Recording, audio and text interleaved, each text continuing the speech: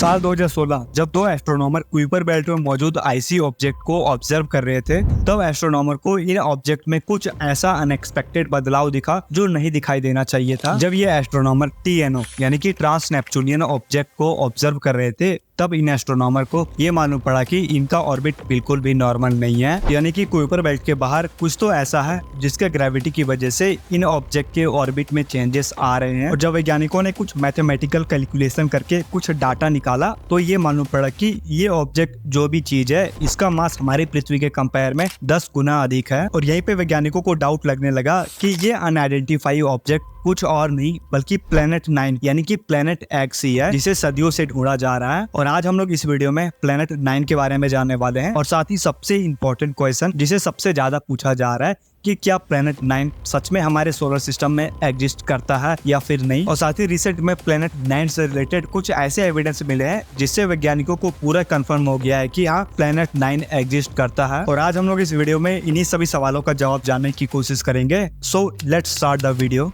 देखो, इन सभी चीजों की शुरुआत 1846 में ही हो गया था, जब हमारे सोलर सिस्टम में एक और प्लेनेट यानी कि नेपच्यून को डिस्कवर किया गया था। और नेपच्यून का डिस्कवरी यूरेनस के ऑर्बिट के कारण हुआ था, क्योंकि जब नेपच्यून को डिस्कवर नहीं किया गया था, तब यूरेनस का ऑर्बिटिंग स्पीड एक पर्टिकुलर पॉइंट में जाने के बाद थोड़ा स्लो हो जाता था। मानो यूरेनस के आगे एक ऐसा ऑब्जेक्ट है जिसके ग्रेविटी की वजह से यूरेनस के ऑर्बिट थोड़ा स्लो हो जा रहा था। और वैज्ञानिकों ने उस टाइम बिना कोई टेलीस्कोप के हेल्प लिए सिर्फ मैथमेटिकल कैलकुलेशन से ये प्रिडिक्ट कर दिया था कि यूरेनस के आगे भी एक प्लेनेट है, और साथ ही उस प्लेनेट के एग्जैक्ट पोजीशन को भी इन्होंने प्रिडिक्ट कर दिया था। और जब वैज्ञानिकों ने प्रिडिक्ट किए गए लोकेशन पर अपने टेलीस्कोप को मोड़ा, तो ठीक वही पोजीशन पर नेपच्यून मिला। और ये हमारे सोलर सिस्टम का पहला ऐसा प्लेनेट है जिसे सिर्फ मैथमेटिकल कैलकुलेशन से ही ढूंढ लिया गया था। और इससे वैज्ञानिकों को ये तो पता लग गया था कि ऑर्बिट में हो रहे बदलाव की वजह से हम लोग आगे के प्लेनेट का पता लगा सकते हैं। और जब वैज्ञानिकों ने नेपच्यून के ऑर्बिट को ऑब्जर्व करना स्टार्ट किया, तो ऐसा ही सीन नेपच्यून के साथ ही हो रहा था, यानी कि जिस प्रकार से यूरेनस के ऑर्बिट में कुछ फर्क दिखाई दे रहा था, ठीक उसी प्रकार से नेपच्यून के ऑर्बिट में भी साइंटिस्टों को फर्क दिखाई देने लगा। और उस टाइम वैज्ञानिकों ने यह अनुमान लगाया कि नेपच्यून के आगे भी कुछ तो ऐसा है जिसके ग्रेविटी की वजह से नेपच्यून के ऑर्बिट में फर्क दिखाई दे रहा है। और यहीं पर वैज्ञानिकों को लगने लगा कि नेपच्यून के आगे भी एक और प्लेनेट है जिसे शायद हम लोग अभी तक ढूंढ नहीं पाए हैं। और साइंटिस्ट इसी प्लेनेट को ढूंढने में लग गए। और फिर टाइम आता है 1930, जब साइंटिस्टों ने प्लूटो को डिस्कवर किया। वैज्ञानिकों को लगने लगा कि ये वही प्लेनेट है जिसके ग्रेविटी की वजह से नेपच्यून के ऑर्बिट में बदलाव दिखाई दे रहा था। बट जब वैज्ञानिकों ने प्लूटो के साइज को देखा, तो ये पूरी तरीके से वैज्ञानिकों ने इनकार कर दिया कि ये वो प्लेनेट नहीं है जिसके वजह से नेपच्यून के ऑर्बिट में बाधा आ रहा था। क्योंकि प्लूटो का साइज काफी छोटा है, जिसके वजह से ये इतना कैपेबल भी नहीं है कि ये नेपच्यून के ऑर्बिट में बाधा डाल सके। इसके वजह से साइंटिस्टों ने साफ साफ इनकार कर दिया कि प्लूटो वो मिस्टीरियस प्लेनेट नहीं है जिसके वजह से नेपच्यून के ऑर्बिट में फर्क आ रहा है। और यहीं से साइंटिस्टों के माइंड में आया प्लेनेट एक्स का ख्याल। और फिर टाइम आता है 1992, जब साइंटिस्टों ने नेपच्यून के आगे कुइपर बेल्ट को डिस्कवर किया। और साथ ही वैज्ञानिकों ने यह भी कंफर्म किया कि प्लूटो कुइपर बेल्ट का एक हिस्सा है। और धीरे धीरे वैज्ञानिकों ने काफी सारे टीएनओ को डिस्कवर किया। अगर आपको टीएनओ का मतलब नहीं मालूम है, तो इसका फुल फॉर्म होता है ट्रांस नेपच्यूनियन ऑब्जेक्ट। और ये वो ऑब्जेक्ट है जो नेपच्यून के बाहर मौजूद है और सोलर सिस्टम में मौजूद दूसरे प्लेनेट की तरह सन को ऑर्बिट करते हैं। और फिर टाइम आता है नवंबर 2003, जब प्लेनेट एक्स से रिलेटेड एक ऐसा एविडेंस मिलता है जिससे वैज्ञानिकों को पूरा भरोसा हो जाता है कि हाँ, प्लेनेट एक्स एग्जिस्ट करता है। इस साल वैज्ञानिकों ने सेडना नाम के एक ऐसे ट्रांस नेपच्यूनियन ऑब्जेक्ट को डिस्कवर किया था जिसका ऑर्बिट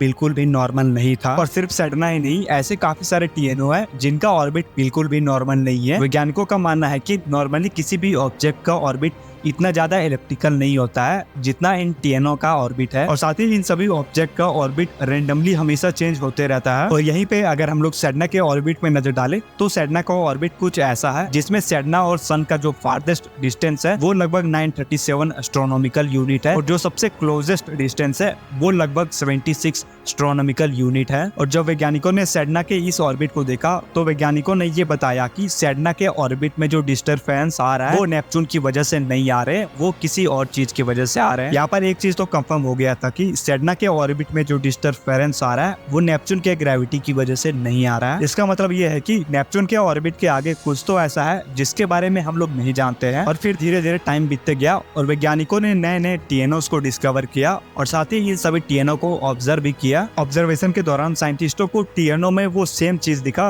जो सेडना में दिखा था, यानी कि इनका भी ऑर्बिट काफी ज्यादा इलिप्टिकल था। और उस टाइम ये एक बहुत बड़ा एविडेंस था कि नेपच्यून के आगे कुछ तो ऐसा है जिसके बारे में हम लोग जानते नहीं है। और फिर टाइम आया 2016 जब तो साइंटिस्टों ने मिलकर evidence for a distance giant planet in the solar system नाम का एक रिसर्च पेपर को पब्लिक किया। वैसे तो इस रिसर्च पेपर में काफी कुछ लिखा हुआ है बट हम लोग इंपॉर्टेंट चीजों पर फोकस करने वाले हैं। इस रिसर्च पेपर के अकॉर्डिंग ये जो मिस्टीरियस प्लैनेट एक्स है 2016 के बाद इस प्लैनेट को प्लैनेट 9 कहा जाने लगा। बेसिकली इस रिसर्च पेपर में 2 एविडेंस दिए हुए हैं जिससे ये साबित होता है कि हाँ प्लैनेट 9 एग्जिस्ट करता है। जब साइंटिस्टों ने कुइपर बेल्ट में मौजूद ऑब्जेक्ट को ऑब्जर्व किया तो ये मालूम पड़ा कि इनमें से काफी सारे ऑब्जेक्ट ऐसे हैं जिनका ऑर्बिट एक दूसरे से काफी ज्यादा सिमिलर है। इसलिए वैज्ञानिकों का मानना है कि ऐसा होने का पीछे का कारण कोई अननोन ग्रेविटी है जो इनके ऑर्बिट को सिमिलर बना रहा है। और साइंटिस्टों ने जो दूसरा एविडेंस पेश किया वो है इनके ऑर्बिट का इलिप्टिकल होना, जैसे कि मैंने आपको कुछ देर पहले ही बताया। और साथ ही ऑब्जर्वेशन के दौरान यह भी मालूम पड़ा कि इनका ऑर्बिट सन द्वारा तय किया गया ऑर्बिट से काफी ज्यादा डिफरेंट था। और साइंटिस्टों का मानना है कि कहीं ना कहीं इन दोनों का जो मेन रीजन है वो प्लैनेट 9 है। और जब वैज्ञानिकों ने इन सभी डेटा को एक सिमुलेशन में रन किया तो वैज्ञानिकों के सामने कुछ शॉकिंग रिजल्ट सामने आया। अगर प्लैनेट 9 सच में एग्जिस्ट करता है तो इसका जो मास होगा वो हमारी पृथ्वी के कंपेयर में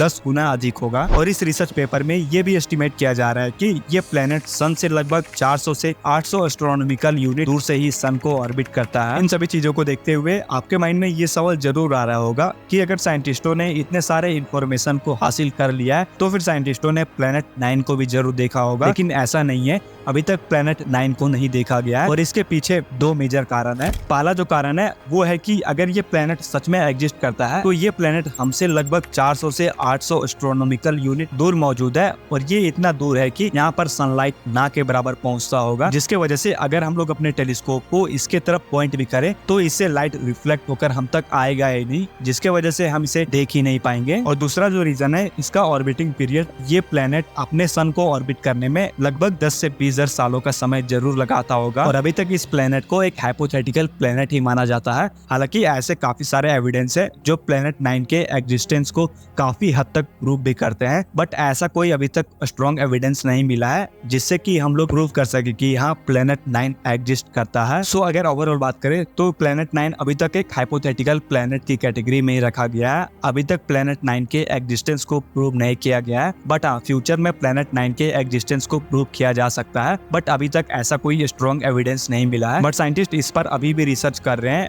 मे बी फ्यूचर में हो सकता है कि प्लैनेट 9 के एग्जिस्टेंस को प्रूव कर दिया जाए। और अगर साइंटिस्ट प्लैनेट 9 से रिलेटेड कोई स्ट्रॉन्ग एविडेंस को ढूंढते हैं तो मैं इस चैनल पे वीडियो अपलोड कर दूंगा। और अगर आप यहाँ तक हमारी वीडियो को देख रहे हो तो आप भले ही सब्सक्राइब मत करो, बट कमेंट में 2 वर्ड जरूर लिख के जाओ कि मैंने इस वीडियो को कैसे प्रेजेंट किया। सो अगर आपको लगता है कि मैं इस वीडियो में और कुछ इंप्रूव कर सकता हूँ तो आप हमें कमेंट करके बताओ। मैं जानता हूँ कि इस वीडियो में काफी कुछ बच भी गया है जिसको शायद मैं इस वीडियो में कवर नहीं कर पाया। सो आप अपना ओपिनियन हमें कमेंट बॉक्स में प्लीज बताओ ताकि मैं अपनी वीडियो को इम्प्रूव कर सकूं।